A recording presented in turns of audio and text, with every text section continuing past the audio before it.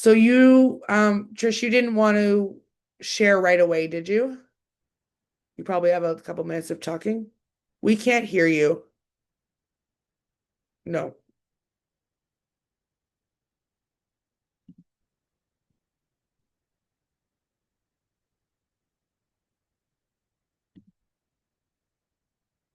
It's okay. We gotta wait for these other guys anyway, so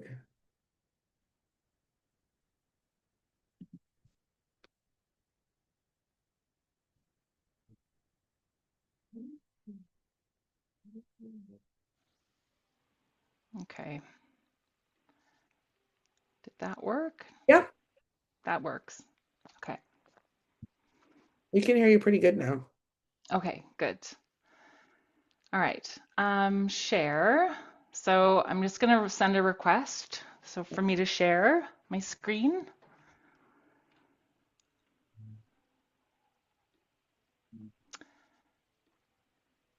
Okay, you're good. Okay. Can everyone see that? Yep. Okay. Good. So welcome, everyone. We're going to be talking about the pelvis for riders, so as it relates to riding.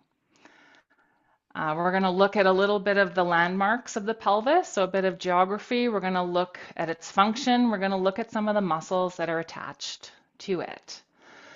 So you have you've got your towel and your chair. So I'm Trish Twiddell. I am a clinician, I'm an EC coach, and I'm a Train Your Seat rider biomechanics faculty member. I am creator of the Total Self-Carriage Embodied Fitness Rider program for riders. Train Your Seat I've been studying Train Your Seat since 2020, and Train Your Seat is a rider biomechanics training system that really looks at the embodied experience. So we really look at function, so how the human body functions and how it needs to function to move well with our horses.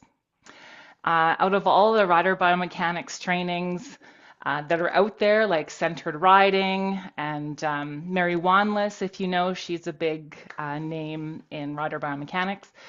Train Your Seat has been the one that I've really gravitated to because it is really all about anatomy and how we're functioning, and it just makes so much sense. So that's all I do now is I just help riders move well with their horses. So I'm going to put it out to you, and I encourage you to unmute yourself or you know, type it up in the chat. But why do we have a pelvis? To hold our legs to the rest of our body. Yes, Why? good. I What think it keeps else? our insides in. Yes, good. Pelvic organs. Yep. Kind of balance out our spine to like end our spine on, you know? Yep. Connects the two largest levers of the body. So it's that midway point. Okay, we're out of ideas. Okay. Well, we need it to ride our horses. So usually that's the first thing people say. They're like, well, we don't have a pelvis, we can't ride. But yeah, it connects the two largest levers, the legs and the spine. And it transfers force, so ground reaction force from the ground and gravity. It helps to distribute weight and load. It allows us to walk upright. So even though other animals have a pelvis, its unique shape allows us to be bipedal. It's a critical site for muscle attachments.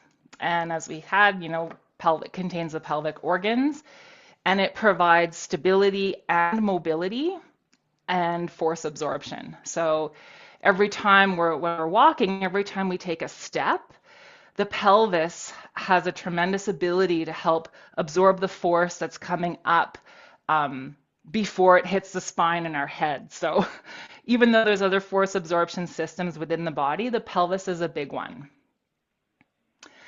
So we're going to come up to standing, and I'm going to stop my share.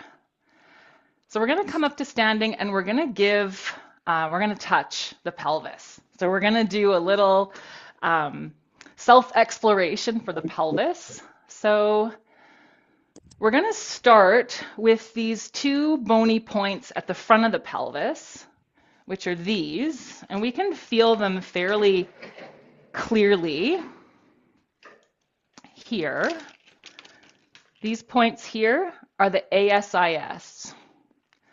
So it's this point, or on this pelvis, the point in blue. So we can feel that. We're going to touch the ASIS, and that stands for the anterior superior iliac spine. And then let's walk. So you're going to walk your fingers up your iliac crest, and then around to the back. And there's a point at the back of the pelvis called the PSIS. So that's the posterior superior iliac spine. So we're going to start at the front. We're going to walk the fingers up and end up at the back. So we're going to do this on both sides of the pelvis. And I'm going to ask you, are there any things that you're noticing or that maybe you're realizing about your pelvis that you didn't know before? And you can just unmute and shout it out. It comes up really high in the back. Yes. It comes up higher. Like that was exactly my first insight when I did it the first. I'm like, how high is this bone coming up? Like the top of the crest. I was shocked at how high. Anything else? Or uneven. Uneven. Okay. Any soreness? Yes. Yes. A little tender as you're walking up the crest. Okay. So we have our ASIS. We're walking up the iliac crest to the PSIS. We're going to find the sacrum. And this is a nice one. We just do a little rub with the knuckles. And the sacrum is nestled in between the two halves, and it makes up the base of the spine. And you can feel just a couple of the spinous processes on the sacrum before it disappears under tissue. Okay, and then we're going to find our seat bones. So our seat bones are here underneath the pelvis. They're in purple. So seat bones. And on this guy, even though they don't have tape, you can see them here, like they stick out. You can feel your seat bones pretty well. Sometimes you need to move some muscle. So if you lift the leg up, you may feel that seat bone's more exposed as it slides out from the glute. So there are the seat bones. And now if I were to ask you to point to an area on your body of where your hip joint is, where would you point? Oh God. Where is the hip joint? Somebody who doesn't have it zoomed in so close. Have to do it. Somebody brave. Okay, I see Jennifer pointing out here, hips out here. Yeah, anyone else have an idea? Yeah, okay. Shauna, I can see you're kind of blurred out, but I can see you're kind of pointing up here on the side. Okay. Okay, so let's look at that. So the hip joint itself. So if I were to hold up my femur bone, so this is the femur bone, and we see there's an area where muscles attach to the outside. It angles. Then there's the ball for the socket. And of course, here's the knee. So if I were to hold this up to my leg, we can see that the knee is here, but it actually angles in. So the joint itself is actually more medial and more to the front than we might think. It actually sits directly above the seat bone. So to find the location of the hip joint, we can actually take our thumbs, because the part you were pointing at on the outside is actually the femur. It's the greater trochanter of the femur. And if we touch our thumbs there and wrap our fingers around the hip joint, pretty much lays right beside the pubic bone. Okay. And it's like the deepest crease of where we do a forward fold. So we can do that together. So if you're touching your hip joint and we do a little fold, you're like, okay, yeah, I can feel that deep. You're going to press in, it deepens. So if you're imagining that the pelvis, this round socket, like this round socket and super round bone, like the head of the femur, it's more to the front, and we can imagine, right, that the pelvis rolls over this round joint. And this makes a big difference if we realize the pelvis is more medial and more anterior, because it's going to change how we move. Okay, So I'm gonna let's, stop you just for just 1 second. The vet yeah. does this to me all the time. Let's review what medial means and anterior. Okay, yeah. So medial means more to the center, Okay. like more to the middle. So everything medial is to the middle, lateral is to the outside. So the hip joint itself is more to the middle of the body, so right on either side of the pubic bone, and it's more in front. So anterior means in front. Good. So to know that, you know, you can find them here, it's not back here. Some people will point for the hip joint back here, but yeah, it's right at the front. So you can think of that, of your hip joints, literally sitting on either side of that pommel, like on either side of that horn. So it helps. Why is this important? And we'll do this. We're going to do this forward fold. And we're going to imagine, so let's go back to this point and imagine your hip joints are out here. And imagine if you're going to move, you're going to fold in half like a piece of paper. Right? You're just going to fold and the whole body's a hinge here. And we'll do that a few times just to kind of feel that. Okay, I'm hinging out here on the outside of my body. Versus now, come to here, come to the hip joint. So you can place your thumbs on the outside, wrap your finger around.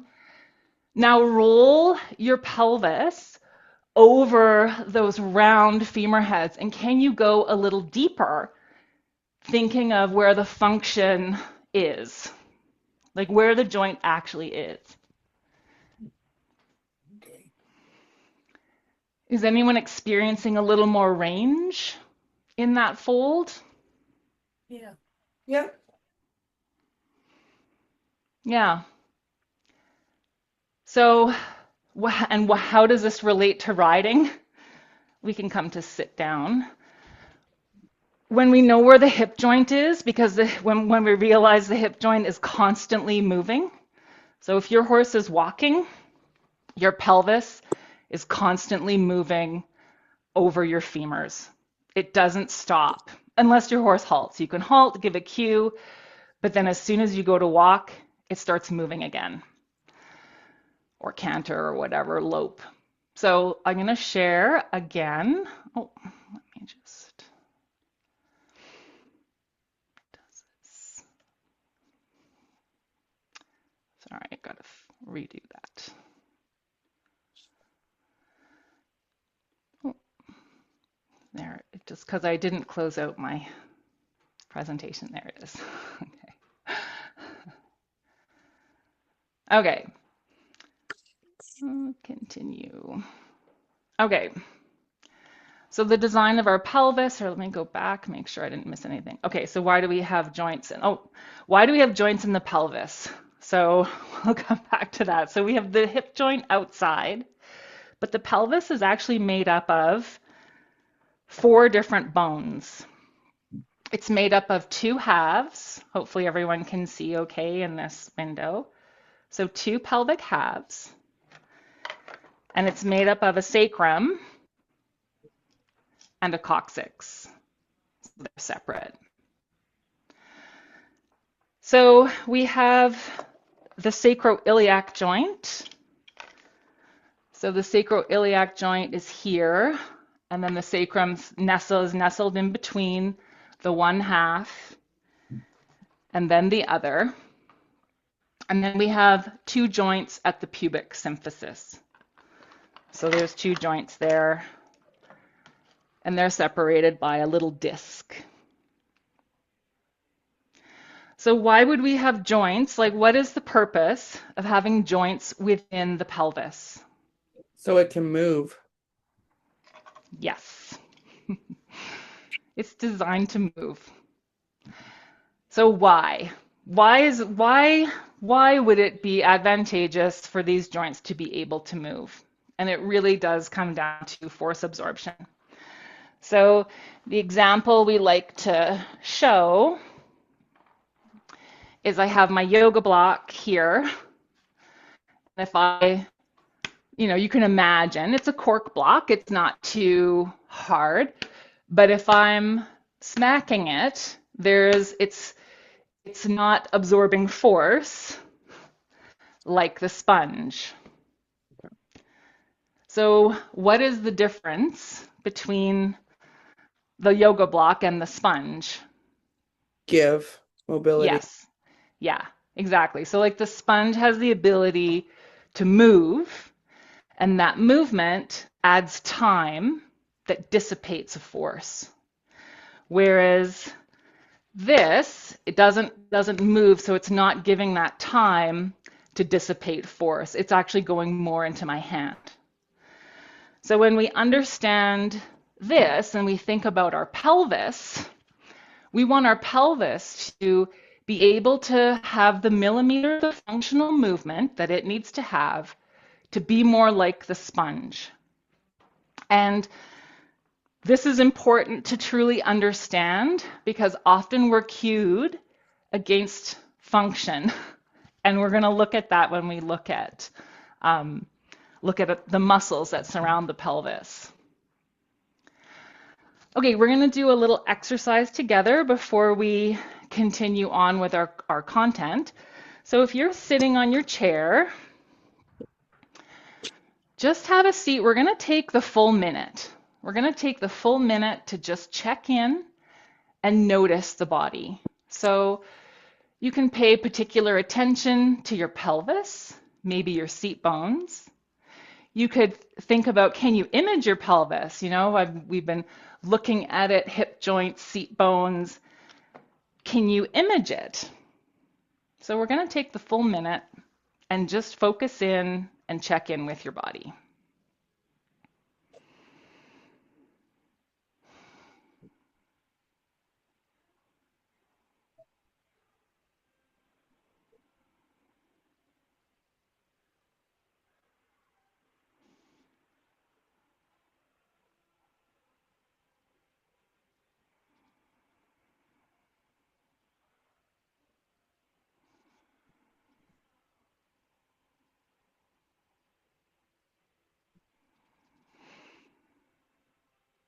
Okay.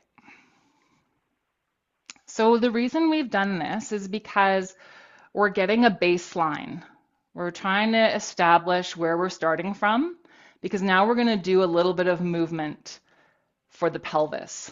So we always like to start with knowing knowing how we felt before we did something, because then we can compare the before and the after.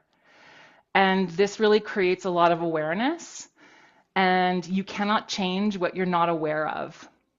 So we do focus a lot, and in every exercise that we do in Train Your Seat and in all of my clinics, we really approach it from a logical, scientific perspective where we check in first, we notice where we're starting from, then we do some things, and then we notice what changed. Did we get the desired effect? We can have a bit of a hypothesis. If I do this, will it give me the result I want? And maybe that'll become a little more clear when we do our movement for the pelvis. So now enter your towel. So if you take your hand towel, and hopefully it's fairly small, and you can fold it up. I'm going to stop sharing. So fold it up so that it can sit like a little roll. And it can be about, the length of your hand, because we're going to sit on it. We're going to put it seat bone to seat bone. We're going to sit on it in the chair. So if you have a real cushiony chair, it might not be the greatest, but hopefully you have like that flat seated chair and you can place that towel seat bone to seat bone. We're going to now move the pelvis on 3 planes. So the first plane of movement is the sagittal plane. So that's our anterior and posterior pelvic tilt. So we're going to rock forward onto the seat bones and rock back. Tilt. So our anterior and posterior tilting. Am I supposed to be sitting on my towel now? Yep. Okay. Sit on your towel. All right. Yeah. Here we go. So yeah, you're sitting on your towel and you put it seat bone to seat bone and you're rocking forward and back over the towel. Just the pelvis or a whole body? Well, you'll notice, you can rock, but you'll notice that there's a bit of an effect on the rest of the body. So it's really difficult to just tilt your pelvis posterior and anterior without your spine moving. Oh, I found Like that. your spine responds to the movement of the pelvis because they're attached. Yeah.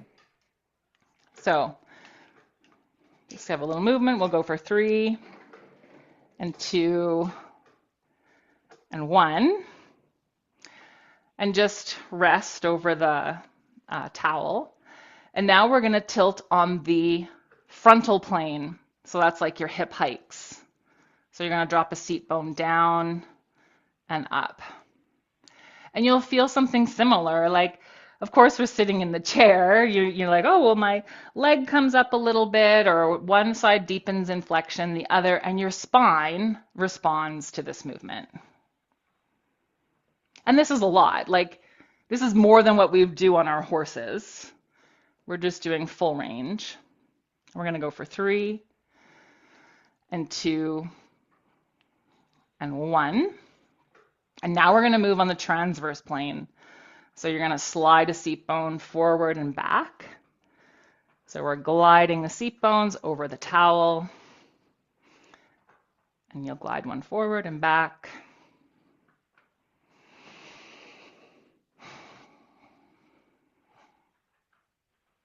Good, and we'll go for 3 and 2 and 1. And now take the towel away and sit back down and check in with your pelvis. So does your pelvis feel different? Feels happier without that towel. That's a common response. It kind of hurt a little bit. Good. Anyone else? Feels a little looser, maybe. Yeah, I was gonna say the same. There's less tension in it, which I wouldn't have said there was until after the towel, but that's my observation. Yeah. So that's great. So it's the same as like, thank God that thing's gone, right? You notice, you're like, well, it was okay before, but now it was under there and it was unpleasant. Now it's gone, it feels better. And I really like your comment too, because you're going, well, I wasn't aware of maybe how much tension I held until we did a thing and now it feels different. So we've improved our proprioception. You've improved your proprioception of your pelvis and your seat bones. So for me, I'll share, I always feel, because we use other equipment to sit on. We use like these air-filled physio balls to sit on. Not everyone has them, so we use the towel. But when I sit on this air-filled physio ball and do some movement and I take it away, my seat bones always feel wider. I always feel like I'm more balanced on them and definitely more aware of their movement. And it's nice when we're riding to have that awareness of the seat bones and to have that ability to be able to move the pelvis without tension. And oftentimes we hop on our horse and it's the same all the time. You know, we've been thinking about the day and we're planning on what we want to do in the ride, and we hop on the horse and we're ready to get going. And maybe we're not moving as well as we could. And that's a bit setting the tone for the ride. So sometimes it's nice to, before you hop on, just do a little quick movement for the pelvis, get yourself warmed up, and then you hop on the horse and you start your first walk, and maybe you feel like you can move a little better with them. It seems easier on one side than the other as well. A really good insight as well, because that's going to mirror, your horse is going to feel that. So we're just moving without, like, the horse moves you. So let's be clear, the horse would be moving you, we're moving ourselves. And you had mentioned as well, you're like, oh, it feels a little unbalanced on one side versus the other. So for you, it would be probably beneficial to practice this movement and see if you could even it out for yourself. Then when you hop on your horse, you may be more symmetrical, right? You don't save all of that, oh, I'm going to make myself symmetrical when I'm on the horse. You can do it in an off-horse situation. Okay. But that's a really good insight. And that's going to affect your transitions, your leads, your Everything. lateral work, all of those things. Okay.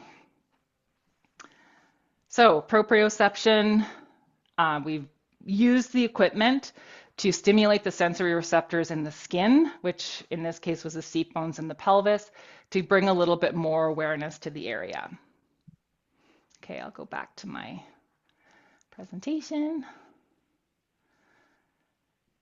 Okay. Yes. Okay, so my question to you is, so what have you ever been cued in the saddle to maintain a neutral pelvis?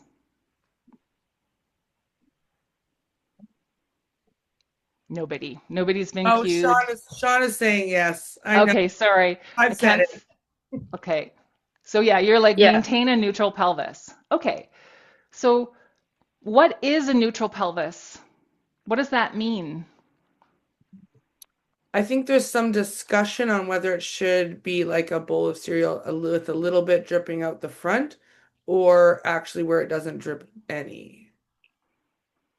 That would be my comment, but feel free, everyone else, to shoot something else out there. That might depend if you're sitting in a barrel saddle or not, Alicia. Oh, yeah, nothing's happening in the barrel saddle. You're just going fast Trying to not die. and turning a lot. Yeah. So traditionally, the neutral pelvis is a cue, like it's a static cue to align the ASIS with the PSIS.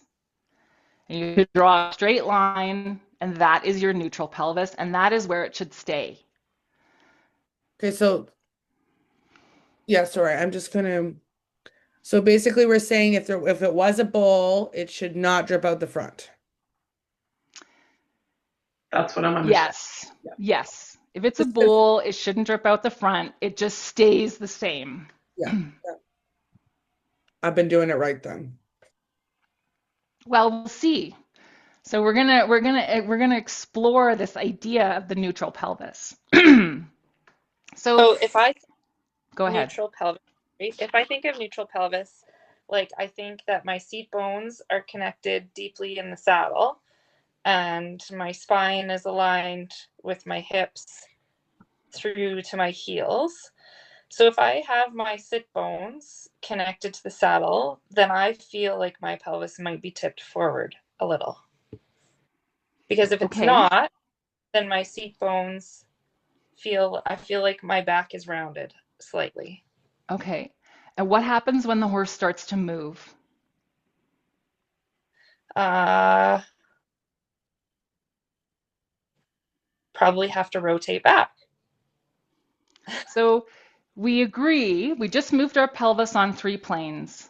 When the horse starts to move, their back moves on 3 planes. It is against function to hold your pelvis in one position. Yeah. Does that make sense? That So when saying we, the neutral spine or neutral pelvis in motion is one that's following the horse. yes, well, let's just let's just take out the word neutral and say that it's a following pelvis, Okay. that it's allowing movement in all of the dimensions, the 3. Okay. Because if I'm standing up here and someone says, put your pelvis neutral, and I'm like, okay, perfect, there it is. There I am. I'm standing here with my neutral pelvis. And then that person said to me, keep it neutral and now walk around. You know what? Let's do it. Let's do it. Let's all stand up. Find your best approximation of your neutral pelvis by touching your bony landmarks, right? The front and the back, and find that neutral alignment. You go, okay, there's my spine. My spine has curves in it. So there's like balanced curves of my spine. My pelvis is neutral and I'm standing here. And now keep it. You can keep your hands on those 2 bony landmarks and go for a walk, but don't let them tip forward or back. Keep it neutral.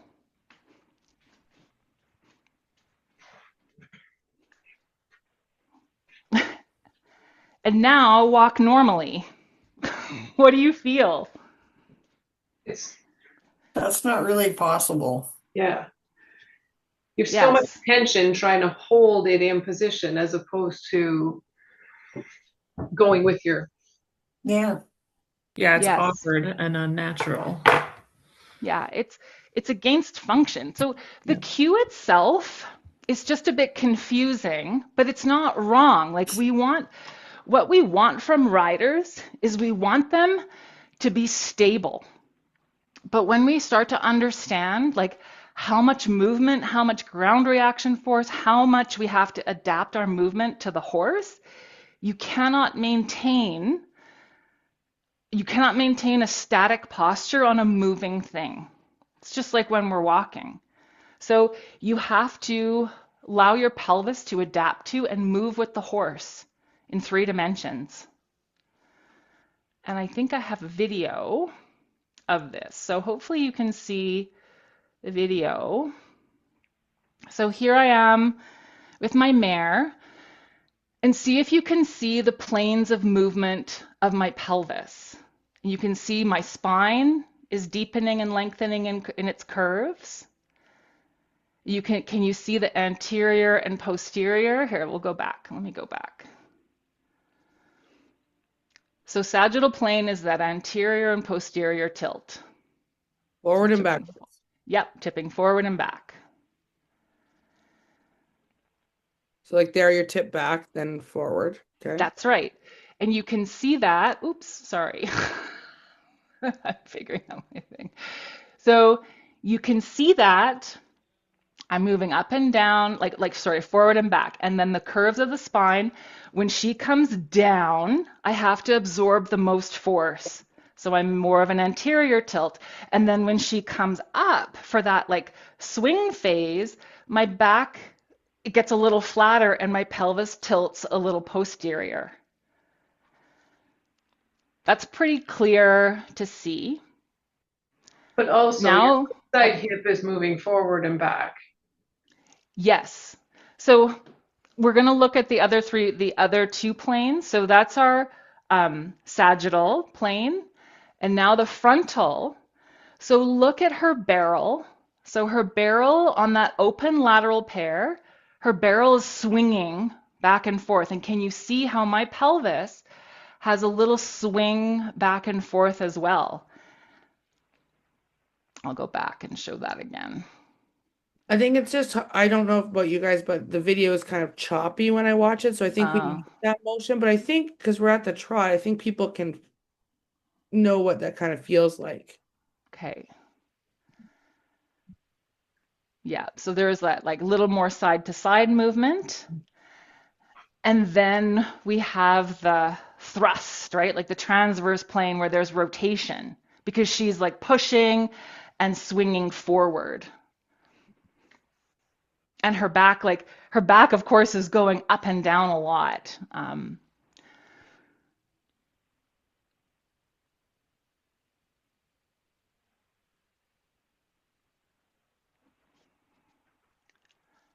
So I'm sorry if the quality was choppy and not so great.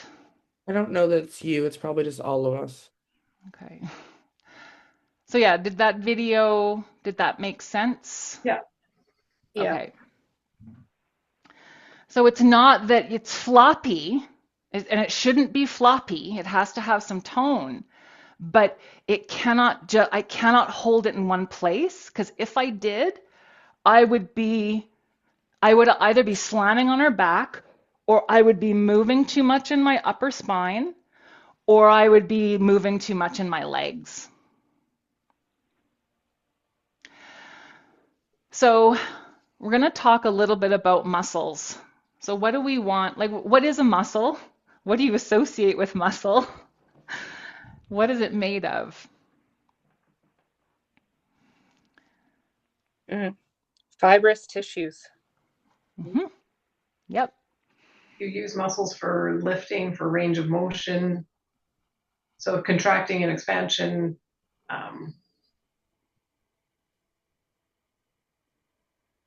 Yeah, we use muscles. They're locomotors. They move the body. They can also help. Water in them. Yep, they're made up of water, and little fibers, and of course fascia. And so here they are. So a muscle fiber from the microscopic level is the sarcomere, which is made up of the actin and myosin proteins. And they have a sliding filament theory where in a concentric contraction, they just overlap. And in an eccentric contraction, they just move apart. And these little bundles, they're all wrapped in fascia, and they bundle just like in this picture, from small to larger to this is now, we've got the tendon there and the whole muscle. So we're going to experience our bicep. So I'm going to show the next slide. So we're going to experience our bicep. So if you just take your left hand to your right bicep, and just touch it. You can squeeze it, oh yeah, there it is. Like it feels kind of like gel, like a little gel sack. And now we're going to flex the elbow. And can you feel how now that bicep muscle has bulged? So what's happened is now it's gone concentric, so those muscle fibers have slid together, they've overlapped. Now we're going to extend the elbow, and you feel how it gets a little flatter under your hand. So now what's happened is all those muscle fibers within their little bundles have just slid apart, those the actin and myosin. So we have concentric, muscle fibers slide together. Eccentric, muscle fibers slide apart. There's that eccentric contraction. Then there's the third one, and it's isometric.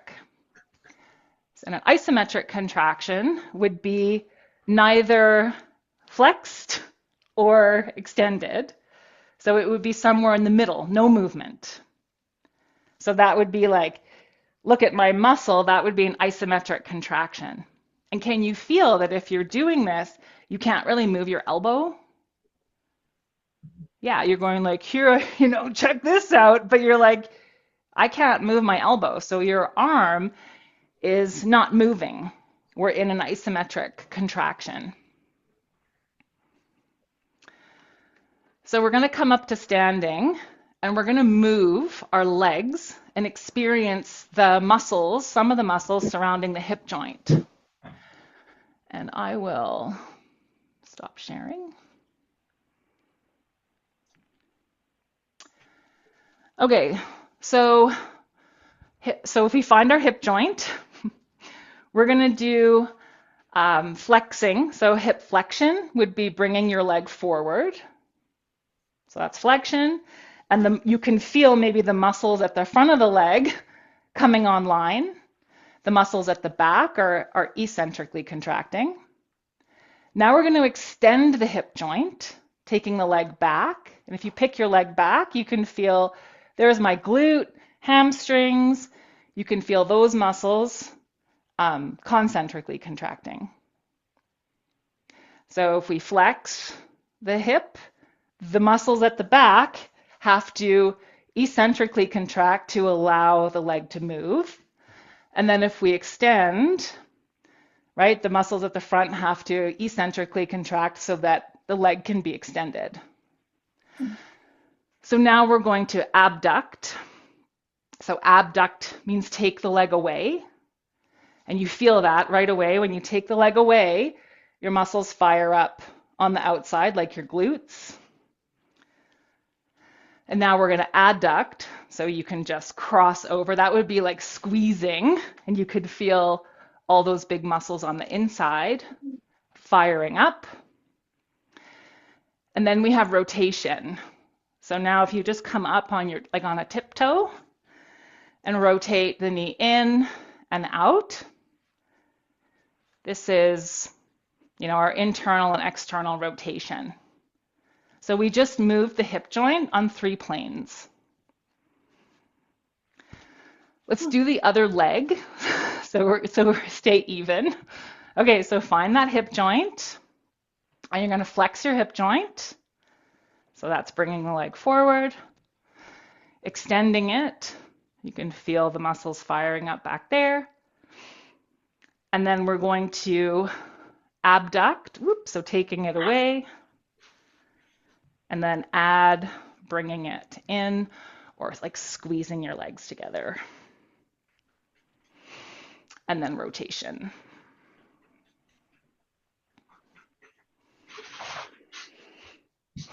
So all of these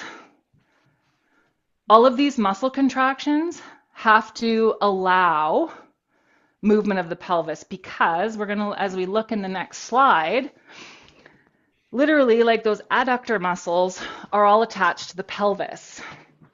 So if your strategy to stay with your horse is to squeeze your legs on, you're going to limit movement of your pelvis. We're going to look at that. Can I ask a question? Yes. So I can feel all the muscles when I move my legs every way except for when I see the rotation. What muscles are supposed to be active at that stage? Yeah, the rotation ones are small. So piriformis, obturator.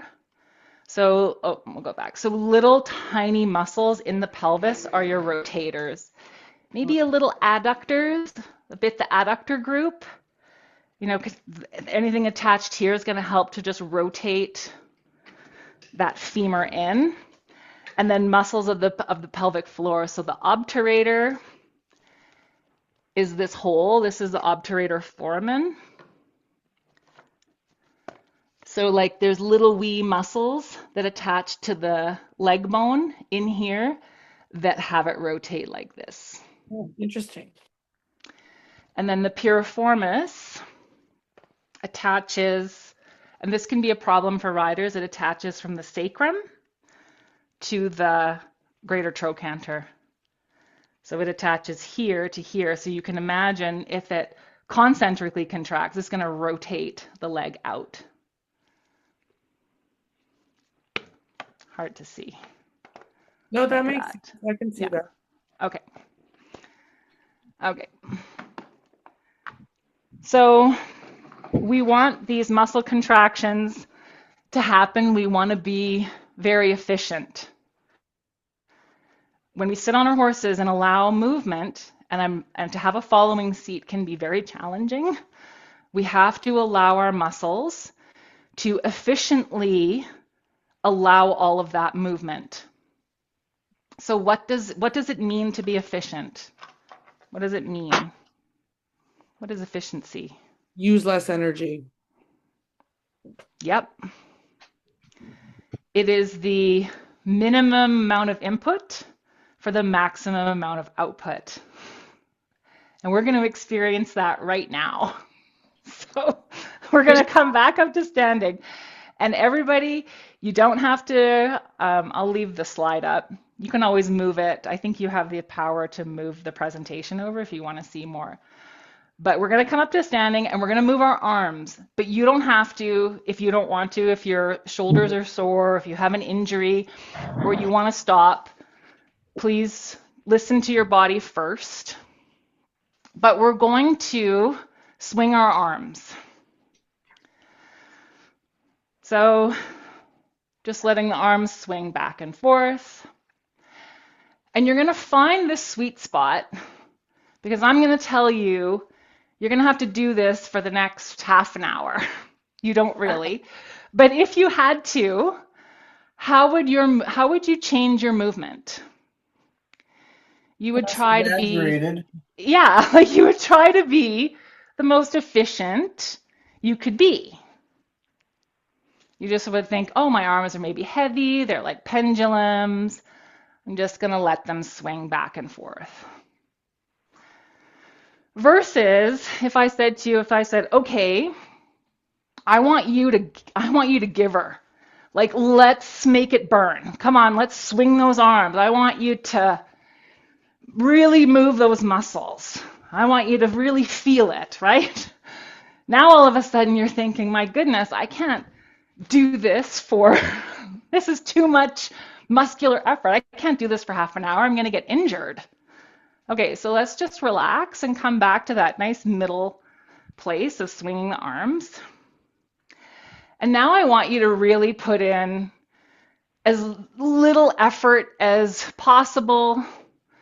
Feel like, don't worry about it. You don't really have to do it, right? All of a sudden, you're like, oh, well, my arms, I'm not really doing anything. This isn't enough output, right?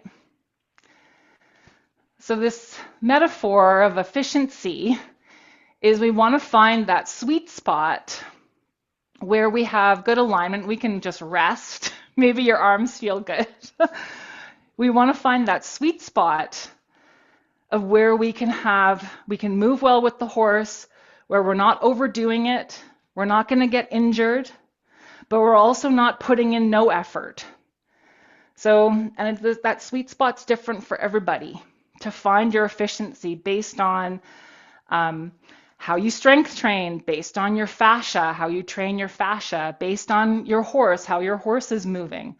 But efficiency is that whole system. So when we are using our muscles well, we can be efficient. When we know our anatomy, back to that forward fold where you know where your hip joints are, you can better navigate your movement.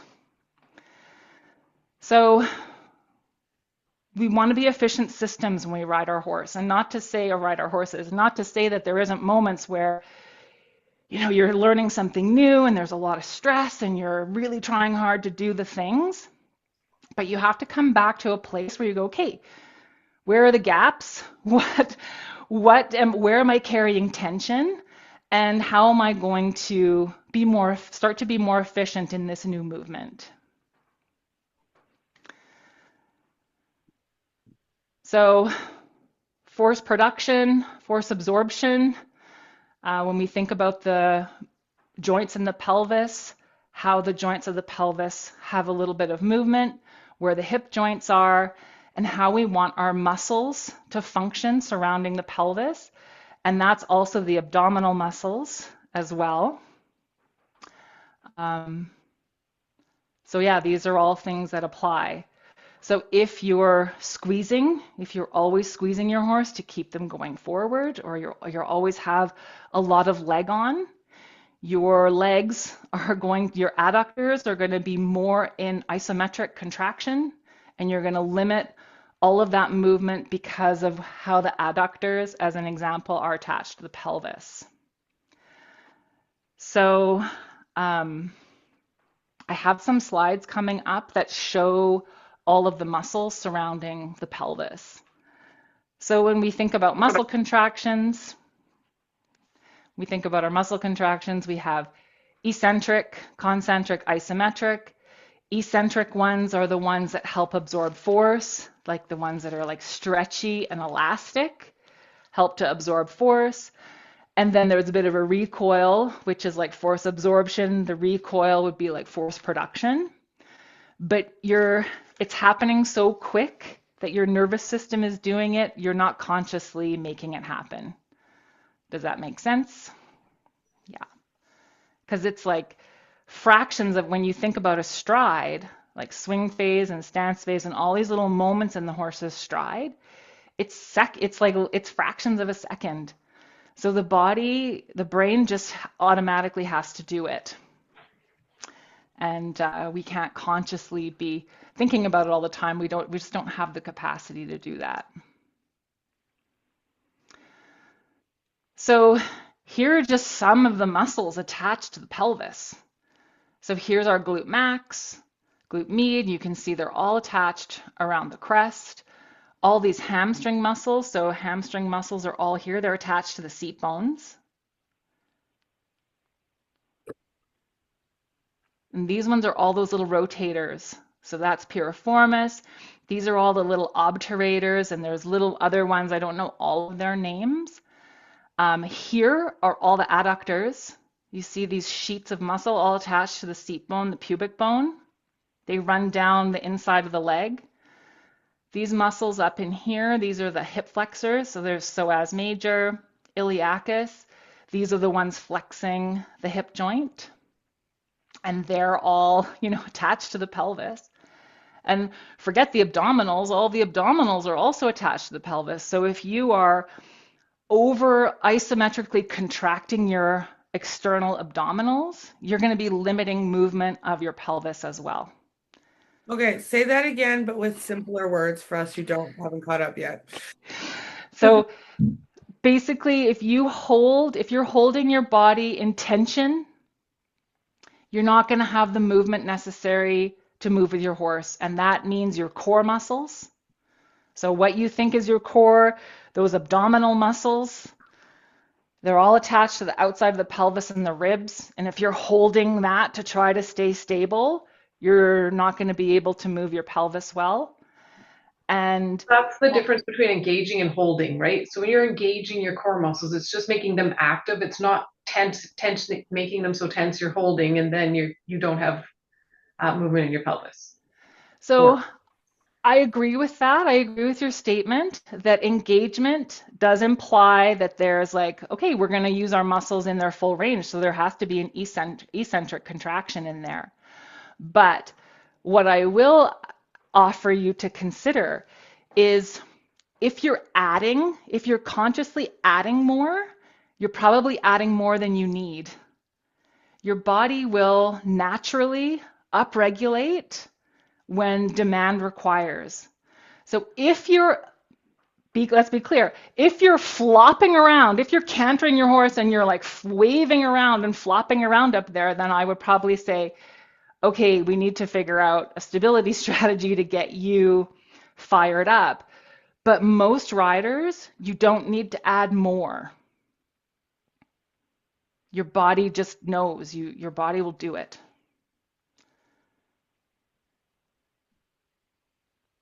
So we can do another little example because we're just about done. Let's do a little example. So we're going to come back up to standing and have your arms bent. This is another shoulder movement. And we're going to move the arms pretty quickly. And can you feel how you're moving your arms? Your body has to become more stable. It just does it. And now just lower your arms down. And can you feel kind of everything melting away? So let's go again. And your body's like, okay, I'm upregulating. There's a stability challenge. I have to stay stable. But as soon as you stop moving, it goes away. Versus now, let's do this. So you're going to move the arms again. Keep that same level of tension. Keep it.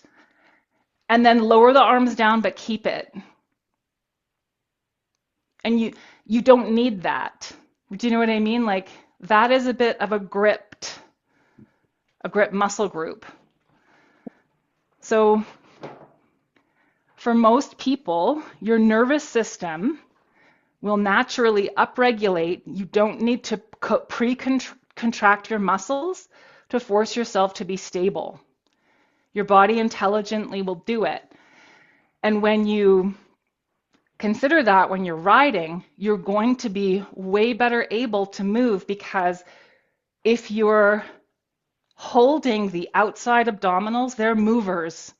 They're all attached like those, like the obliques, the rectus, they're all attached to the pelvis and the ribs. So if you're holding that, you're going to be limiting movement of your ribs and your pelvis. Breathing's going to be difficult.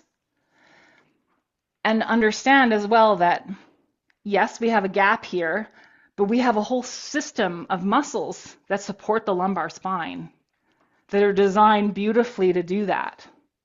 We don't need to add more. Does that? Would that come across to your horse as tension if you're holding that? Yes. And I'm not saying that there isn't moments where you go, I'm going to give you a cue to slow down.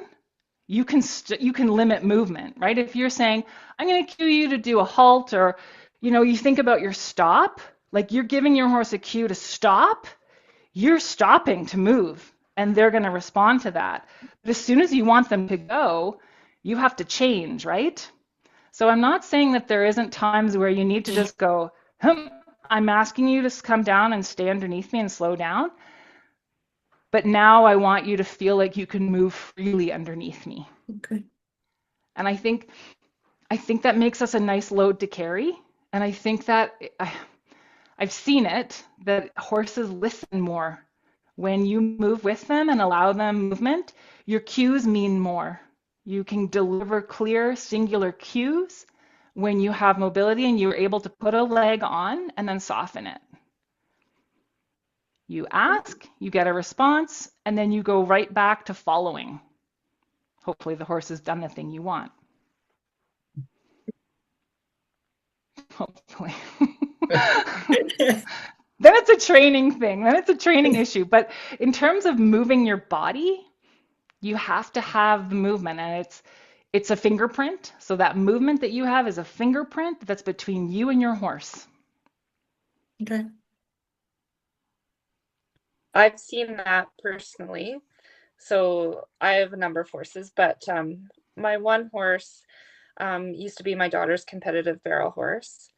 And because he's got a few things that he can't be competitive at that level now, I've been riding him still at a high level, but not doing speed events or anything like that. And he's turned into quite a nice bridle horse, and he's so reserved, and the cues are easy. It's just a really enjoyable ride. But when she rides him, he's not the same horse. She's not as relaxed, and he just doesn't feel the pressure from me. So it's pretty cool. Yeah. Yeah, it's a great example. Like and they have a history, right? That horse, he's like, when you're on me and it feels like this, we do this, right? So, Yeah. yeah. Yeah. Okay, well, I'll share and just wrap up.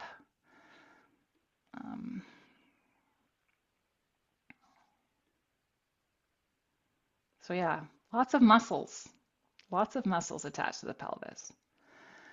So yeah, we have, pelvic floor muscles, abdominals, muscles of the spine, muscles of the hip joint, and they're all, postural muscles to supply stability, but allow mobility. So yeah, some strategies, right? Knowledge of your anatomy helps you to move well with your horse. We've done some embodiment, so we've done some embodiment of function. So swinging a leg forward, feeling the hip joint, swinging a leg back, feeling a bit the muscles. We moved the pelvis on 3 planes. You had that movement experience. And in your fitness program, strength train your muscles against load on 3 planes. So if you think about your fitness program, whatever it is, yoga or Pilates, you're imagining, you know, strength training, all the muscles of your pelvis, hip joint on the 3 planes against load. Okay. Yeah, so looked at the anatomy, we discussed force absorption, we did concentration, moved the pelvis, had that feeling. We embodied efficiency, so that was a little bit of a metaphor, but an embodiment.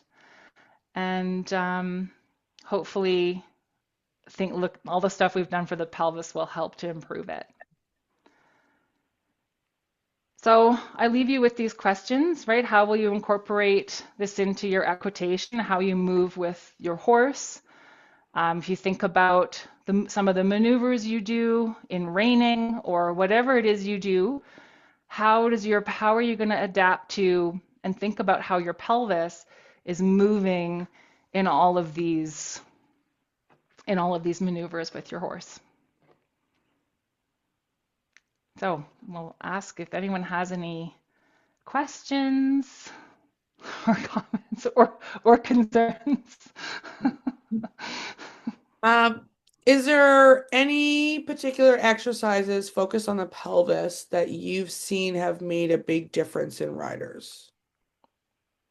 Yes, squats. Okay. Really? It's not burpees. No. Okay, go on. No, I mean squats are bad enough, but it's full range of motion. So any range of motion exercises for the pelvis, like squats are a good one. I do deadlift. I want to have good strong muscles surrounding my pelvis. Glute med's a big one. Everyone talks about glute med, but your adductors are super important, but the squat gets all of that. The squat gets the glute med, gets your adductors, gets that full range of motion, especially if you do a full body weight squat down to the ground and stand up. You get ankle flexibility. It's really good. Balance, you feel it. You're like, am I coming up like this? Or can I come up, you know, in one? Can I imagine my pelvis coming all the way up? So yeah. If you only have time for one thing, do that. And stretches, because you know that's something we're working on also. Yeah, stretches. Yes. Yeah. Do you have any that you recommend? So I'm more of a proprioception person. So I don't do actually a lot of stretching. That full range of motion squat, coming down, I'm eccentrically loading my muscles against resistance. And if I feel like I'm stuck or I can't do a forward fold, I usually will tap my hamstrings. And then I image, I'm like, okay, seat bones have to, because I know they're attached to my seat bones and the back of my knee. So I image, I'm like, okay, seat bones, you know, rotate up. And then I touch my legs and then the muscles are better able to navigate. That's for like the legs and the pelvis. But yoga, things like that, I usually don't recommend riders do that. I think it's more strength training against load. But it also depends what you like to do. So if you like doing stretches in yoga and it feels good, I think you should do that. I think it's good. I think it's all good. I think any exercise and movement is good for all of us. Well, you make me feel better. I don't do yoga at all, and everybody seems to do yoga. What? I pictured you as a yoga lady for sure. I do not. I've never even been to a gym. Well, you can do squats like when you're putting on leg wraps. You can squat when you're at the grocery store. You can get stuff off the bottom shelf by squatting. Like there's no shortage of things of squats that you can do in your everyday life. So I'm not including you on my fitness plan, that's for sure. yeah. Yeah. Anybody else? I have one more question. Hey. I have arthritis in my tailbone. So I found earlier the side to side is like sticky. Do you have any tips or recommendations on navigating that? So are we talking Yes. this little guy? That whole thing is full arthritis, to be honest with you. Okay, yeah.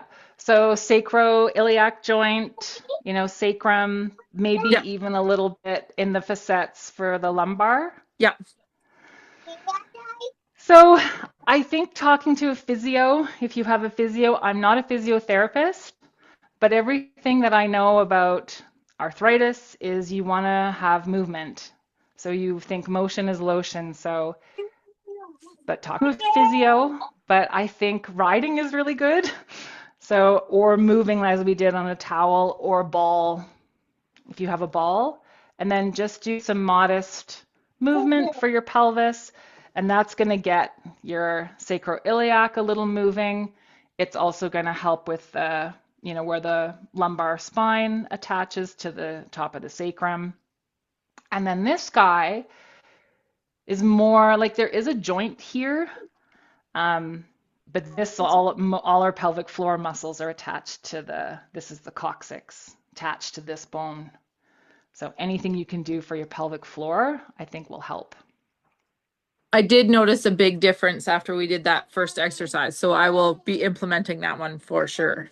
Yeah, just be gentle and just be gentle with yourself and think, I'm just warming everything up and I'm splashing like healthy lubricating fluid around those joints. And I think that positive imagery and positive self-talk surrounding the area is really helpful as well.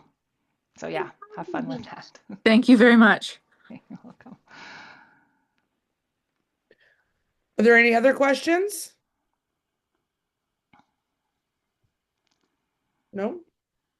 Perfect. Well, thank you very much, Trish, for coming to chat with us. That was super interesting.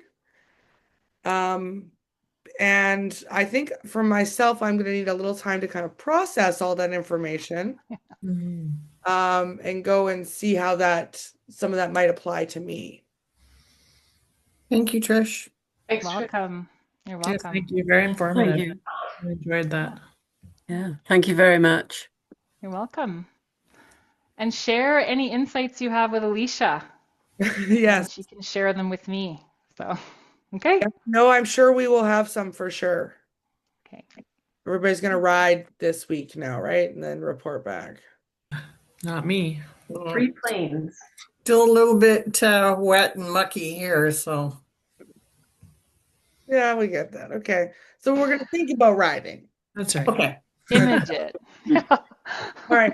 Well, thank you Okay. very much, everyone. I appreciate you coming. Everyone, I think it's awesome that everybody is that interested in actually improving their riding. And I hope that we'll be able to have Trish again.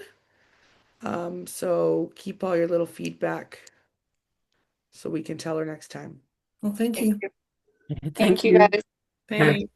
Welcome. Night. Have a good night. See you later. Thank you. Bye. Bye.